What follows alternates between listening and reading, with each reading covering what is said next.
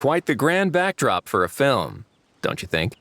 Paimon's more focused on the fact that this thing is supposed to be underwater, inside the fortress of Mirrapede. True.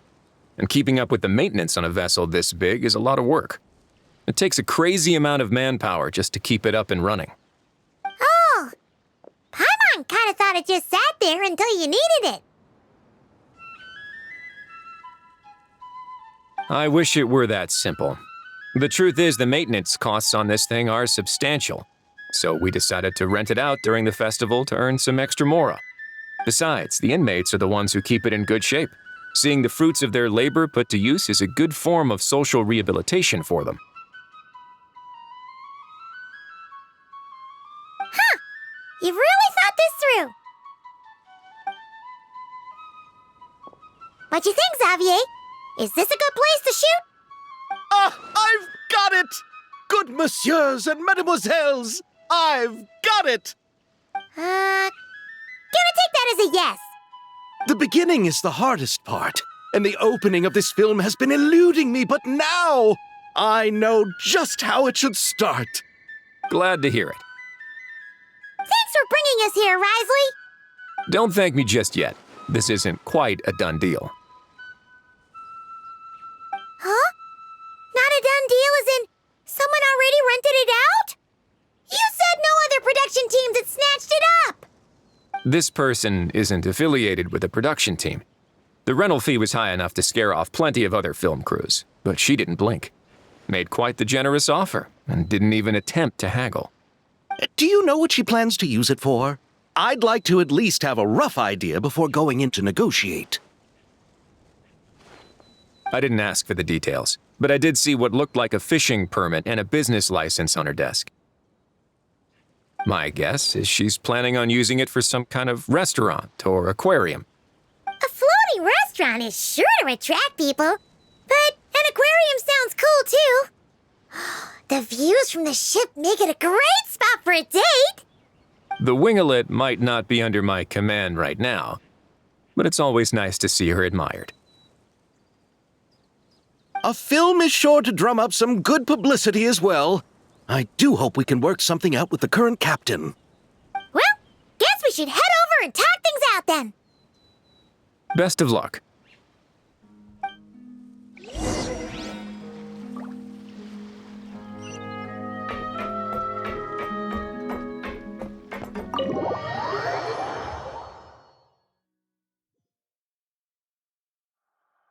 Wow!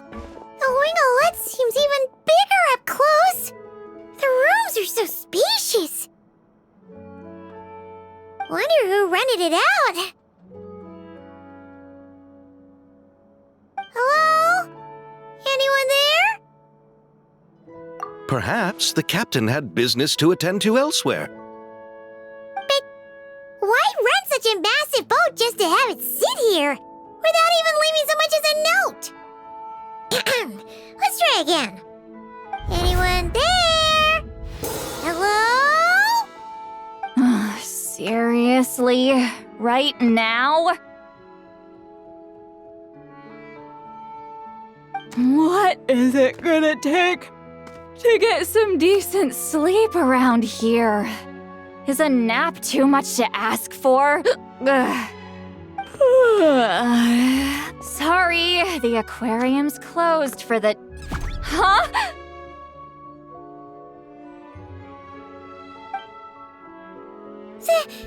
See Lolly?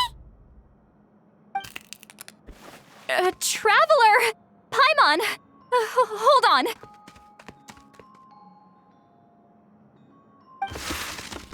Oh, this is just great. How am I gonna go out dressed like this? What happened to my regular clothes?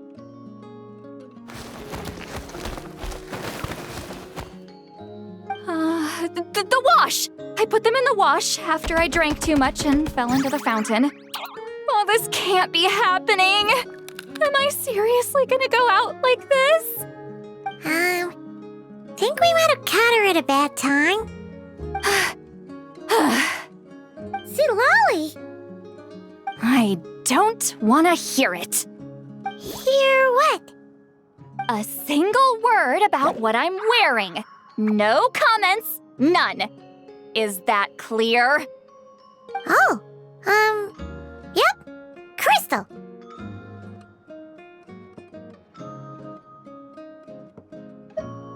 Huh? You think so? No, wait, I told you not to say anything! What was... Oh, his thoughts. I heard his thoughts. How could I forget about that? Oh, this is so embarrassing. I seemed a little too pleased to get that compliment, didn't I? Wait, the mind reading went both ways. Does that mean the traveler's hearing all this too? Oh, you clearly did! Huh? What did we do? Paimon's not following. Nothing. It's nothing. Let's just move on. Did you need something? You're not here alone, I see. Hello, I'm Xavier, a film director and producer from Fontaine. I meant to introduce myself sooner, I just didn't want to, interrupt. No wonder we ran into each other in Fontaine of all places. You must also be in town for the festival then. That's right. We're helping Xavier with his film. In fact, we were hoping to shoot some scenes on this boat. You're the one who rented it out, right, Seed Lolly? Me? Rent a boat? I wish I had that kind of spare cash floating around. Not to mention the spare time. Don't get the wrong idea, though. I'm not here to sail off into the sunset and live out some cushy retirement life, okay? I'm not that old. Then why you dress like... how did you end up staying aboard the Winglet? Well, I heard one of my favorite light novels was getting turned into a film, so I came to Fontaine to catch the premiere. Originally, I booked a room near the Opera Epiclese, but I'm quite particular about where I sleep these days. I think it's an age thing. And that bed? I just couldn't sleep in it. I tried to find a different hotel, but with the festival, everything was completely booked. Just as I was worried I'd have to sleep under a bridge or something, I happened to spot a help wanted sign on the side of the road. Oh, so you're here to take care of the boat? No, I was hired to man the front desk. The pay is a bit low, but food and drinks are covered. And it includes room and board during the festival. Plus, the job is simple. So I thought I'd give it a shot. Wow! They actually thought you'd be a good fit, huh? What? You don't think I'm cut out for it? All I have to do is tell people the aquarium isn't open yet. Other than that, I'm free to do whatever I want. It's a pretty sweet gig. That's all? Yeah, I was also kinda shocked. But it's not a lie. Head downstairs and see for yourselves. There's nothing but empty tanks. Not a marine animal in sight. Did your boss mention anything about being open to film crews using this space? Our production was hoping to film on the deck for a few scenes. No. That never came up. You could just ask her. Oh, she's around? What kind of person is she? We should know what we're heading into. She's nice enough, I suppose. Pretty reasonable, too. Even offered for me to move to a bigger cabin if I was too cramped. Back at the Masters of the Nightwind, I'm used to being the one giving orders. But working under her doesn't feel like being bossed around. She seems to respect what I think. Wow, she sounds like a great boss. She did tell me she'd rather not be disturbed, though. She's been working on an important project, so I'd keep it brief. Got it. All right, the captain's quarters are this way. I can take... Wait. But I'm wearing... Ugh, whatever. I doubt she'll care. Just follow me.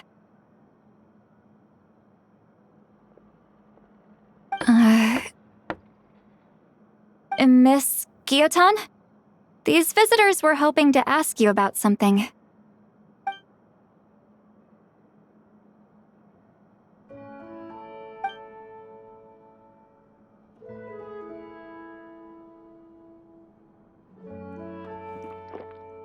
I thought I said to limit the interruptions. Just tell them the aquarium is still...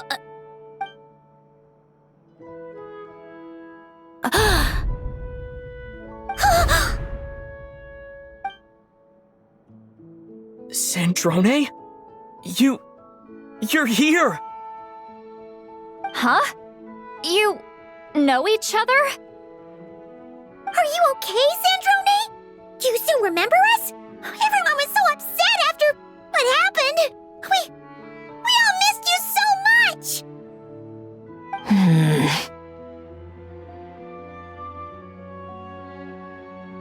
Miss Seat Lolly, why don't you escort this gentleman to the reception area for a cup of tea? I have something to discuss with these two in private. Ah, I see. Right this way, Mr. Xavier.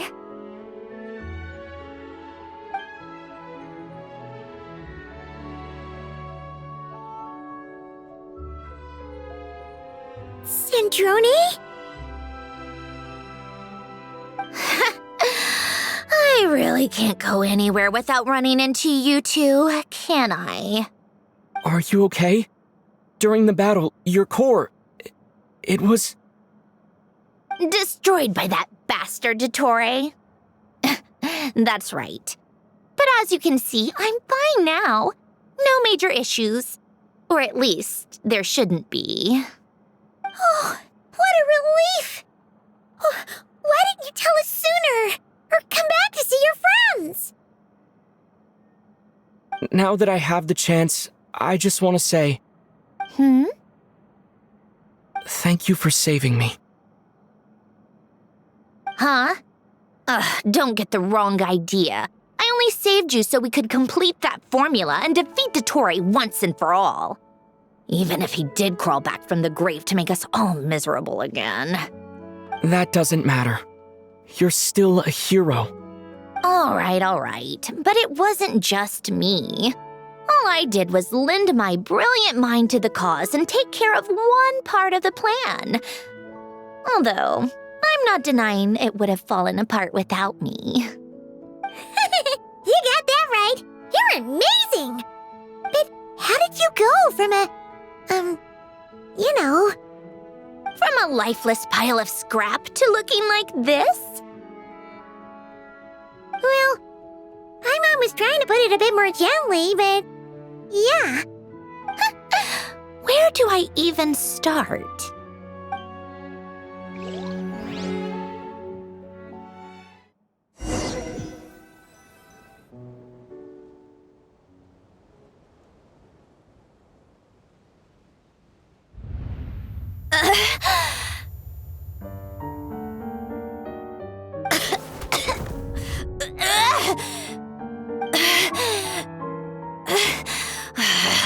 Curse it all! Where am I? Did we do it? How much time has passed? I'm not in one of that lunatic's experimental labs, am I? Wait, Fontinian decor. Books from the Research Institute. Phew. One thing at a time. Initiate self-diagnostics. Assess the extent of the damage. Cut power to compromised, non-essential components. Then reconstruct available action modules. Severe damage to the core. Dottore, you bastard. Polonia?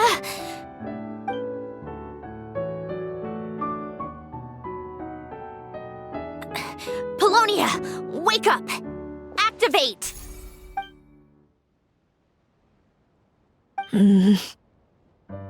You're in even worse shape than me. Internal gears and energy circuits are barely intact. Extreme damage to the core, just like me. Rebooting is off the table. Even if I could repair the damage, I don't know if... You used up all your critical energy in those final moments, didn't you? To protect the core of that guy in the hat, and the numerological array. Wait, the array. Yes! The prototype is still here. But can I even run it in this state? Whatever. I have to try. I just need to confirm one thing. Activate the numerological array. Connect the computing core to my body. Just like I thought. It needs too much computing power.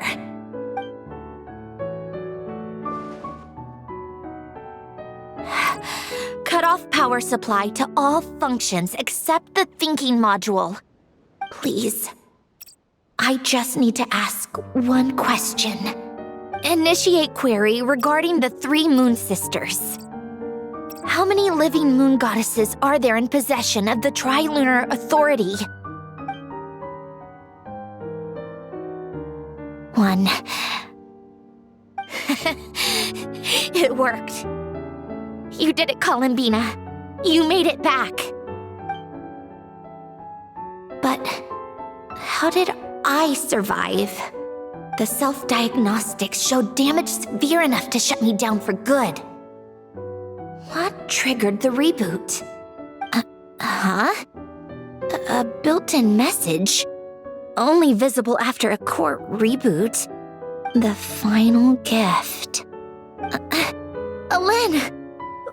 Were you the one who gave me the second chance?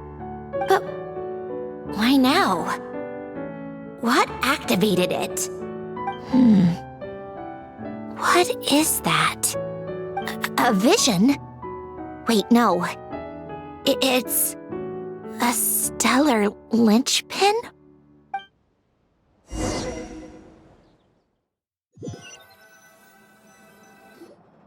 A stellar linchpin? What's that? You can think of it as a rare kind of vision.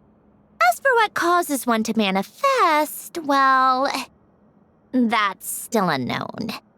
But in Snezhnaya, or in Afatui's research at least, it's believed to have some connection to the third descender. The third descender? We knew his remains were used to create the Gnosis, but this is the first we're hearing about a stellar linchpin. You knew about the remains? Right, of course. Look who I'm talking to. Yes, the heavenly principles used the remains of the third descender to create the 7 Gnosis as a means to consolidate the Archon system. Visions result from that same system, so extrapolating from there, it's clear that the manifestation of a vision is also, to some extent, related to the third descender. Still following? For those that wield them, visions serve as a means to channel elemental power. The same is true of stellar linchpins. The difference is that, when wielding elemental energy, stellar linchpin users often exhibit a unique kind of power that seems to come from beyond to that. It's believed that, when a stellar linchpin manifests, impurities from the remains of the third descender get fixed in place. Hence, the name. That's also believed to be the source of the strange power I just mentioned. We've heard that visions can appear when someone has a really strong wish or desire. Stellar linchpins sound kind of similar, so does that mean... Huh? Oh, don't look at me like that. I've never had any grand wishes or aspirations. Just a list of things that drive me up the wall. So if you're asking why this thing appeared, I have no clue. All I know is that without it, the gift Alen left me, this built-in second chance, never would have triggered. The damage to my core was too severe. But thanks to the stellar linchpin's manifestation, it did trigger. And after my core rebooted, I was able to repair the damage to my body. I also managed to import the numerological array, along with some of Polonia's surviving algorithms, into this form. Wait, does that mean Polonia is... Yes. Unfortunately, Polonia is... beyond repair. Oh, we're so sorry to hear that. But you also mentioned something about a final gift? Yes. Alain often spoke to me about wishes and desires when he was alive. I suppose he thought there might come a day when I wished for something and was willing to sacrifice my own life to fulfill it. So he left me a chance to start over. No, never. Alain once said I was his proudest masterpiece.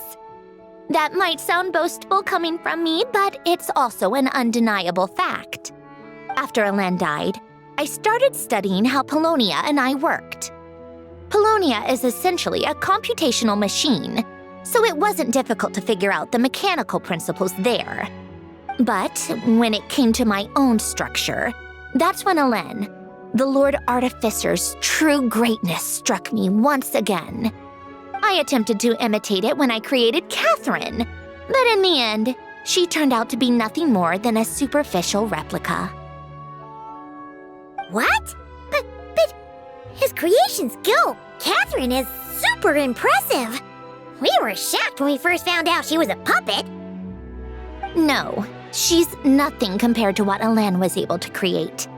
Some of the mechanical principles of my own core are still a complete mystery to me. Keeping that gift hidden wasn't even a challenge for him.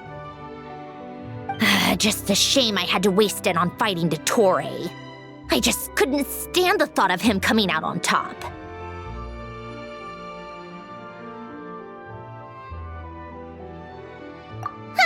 If you put it that way, the world owes me a whole lot then, doesn't it? Wait, but all this still doesn't explain what you're doing here. Risley said you rented the ship and even had some kind of fishing permit? That's because I'm trying to go back to the place Alain and I lived when he was alive. My former home, I suppose you could say. The second chance wasn't the only part of the gift. According to the message, Alain left me a few other things that are stored in the house we shared together. I'm hoping that whatever he left me can help fix certain anomalies in my rebooted core, and help me understand why I received a stellar linchpin in the first place. Okay, so go back then. What does that have to do with fishing? And to think I'm talking to the saviors of Fontaine.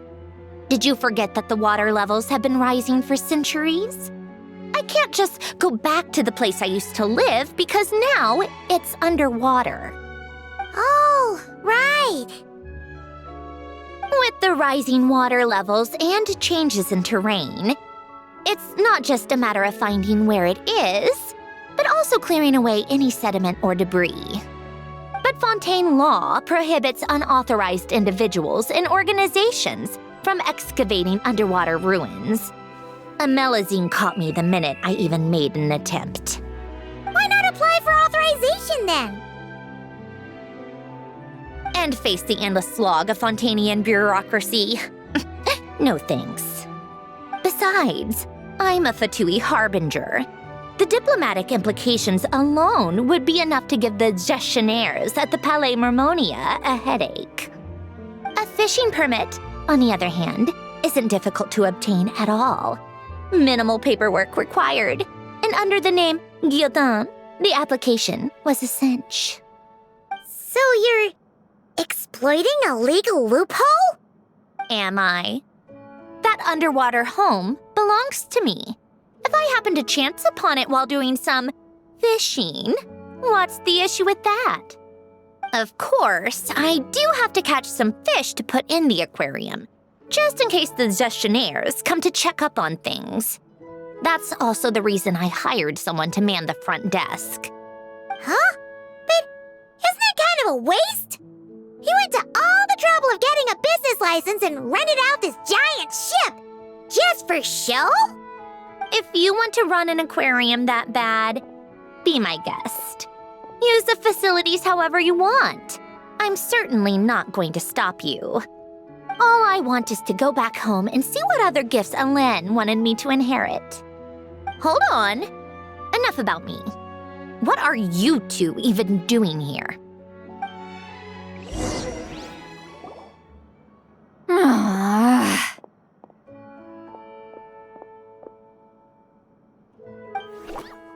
Seriously? They've been in there forever. The reaction when they saw each other was strange, to say the least. They're lucky I was nice enough to leave the room and give them some space. Back in the Masters of the Nightwind, I'm the one who gets to kick people out. I just want to know what they're talking about. Should I cast a little eavesdropping spell? Oh, no, what am I thinking? I'm Granny Eastley, the great shaman of the Masters of the Nightwind. I can't do something like that. This is just ridiculous. Making me wait out here for so long? Where's their respect for their elders? Oh, here they are. Were you back there arguing or something? What took you so long? The two of you are already acquainted with Miss Guillotin, then? Oh, yep. But don't worry, we got everything sorted. Sandrone agreed to let us shoot on the ship, but it has to be when she's not here. When she's not here? That's right. You'll excuse me if I didn't exactly ask for this little reunion. I wasn't planning on seeing anyone. Like I said, my core is severely damaged. Even with the gift, there are anomalies that are making things unstable. I don't even know if I can continue to function without issues. So the priority is to fix these anomalies and get answers to my own questions. Then, I can see the people that need seeing. Anyway, just let Sandrone know when you plan to film Xavier, and she'll, steer clear. I do hope I'm not causing Miss Guillotin too much trouble. No! She just wants to keep a low profile for her own, complicated reasons. She doesn't want anyone else to know she's here. Understood. I'll be sure to keep that in mind. Oh, and see Lale? Huh?